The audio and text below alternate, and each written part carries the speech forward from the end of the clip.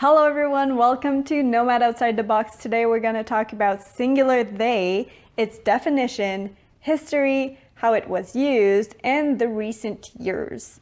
I am doing a series of video on pronouns because there's so much to talk about, and I have done part 2, so if you want to know more about the other videos, you can look in the description below. Also, everything that I'm going to mention today, I'm going to put the links of my research in the description if you want to do your own research and find references. So let's start. Definition. There are 4 definitions to the singular they pronoun. The first definition of singular they is when it is used with a singular indefinite pronoun antecedent. So for example, when you say anyone thinks they can do it, no one thinks they can do it, anybody thinks they can do it, who thinks they can do it, everyone thinks they can do it. You can use it with an indefinite pronoun in the singular form. The second definition is when it is used with a singular antecedent to refer to an unknown or unspecified person. For example, if I say an employee will come over, they will pick up their CV, or a person left their wallet on this table, I should contact them. Also, I can say I will see a doctor, they are an essential worker.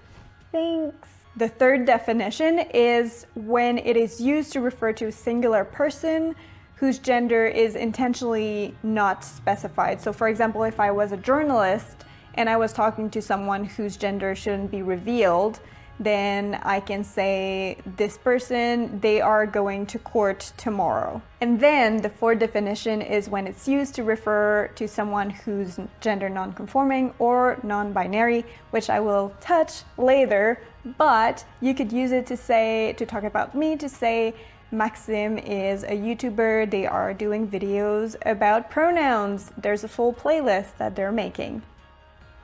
History! The Oxford English Dictionary is saying that the first appearance of singular they was actually in 1375. What? 1375, it was found in literature in William and a Werewolf to talk about an unnamed person. The thing though with literature is the vocabulary will appear in literature when it has been used in common language in a very popularized way. So we can assume that if they in the singular form appeared in literature in 1375, that the singular they was actually used in a popular form while speaking, and then it appeared in literature because it was already spoken. Throughout the years since then, there are many authors that have used singular they, and some that are super popular and that everyone knows, such as Shakespeare or Jane Austen. Jane Austen has used they in the singular form in so many books, just like Pride and Prejudice, chapter 60. Let me read it. To be sure, you know no actual good of me, but nobody thinks of that when they fall in love.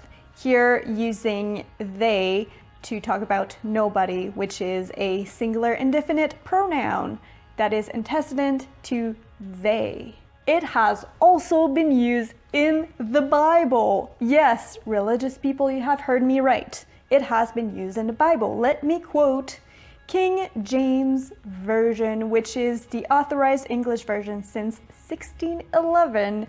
So it's in Philippians chapter 2, verse 3. And here I'm going to read, and pardon my low skills in reading Old English with a French accent. Let nothing be done through strife or vainglory, but in lowliness of mind, let each esteem other better than themselves. Here, themselves referring to each, which is a singular form of they.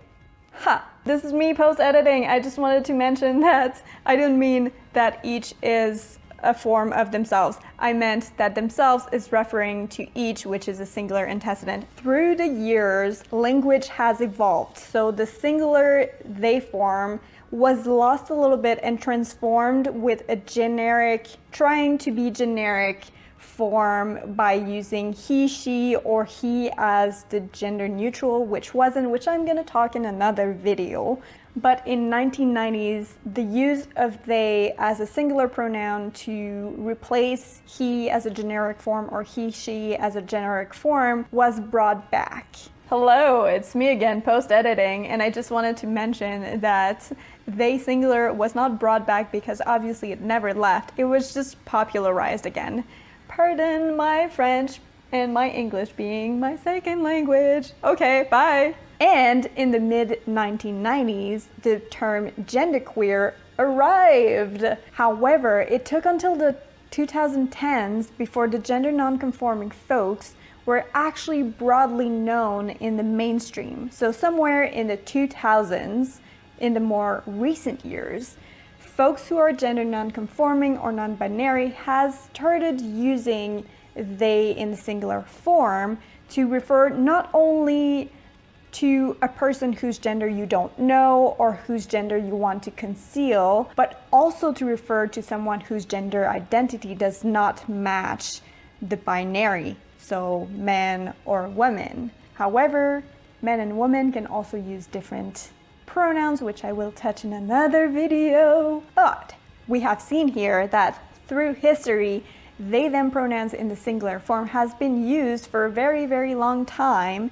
to not specify the gender of the person you're talking about or as a gender neutral singular pronoun. Also, language evolves, so the usage of they them pronouns for gender nonconforming folks and non-binary folks is totally valid, and that's why we do not use thou or thee to refer to you in the singular form. That's also why we don't use the we in the singular form anymore, which was used when a royal person would talk about themselves.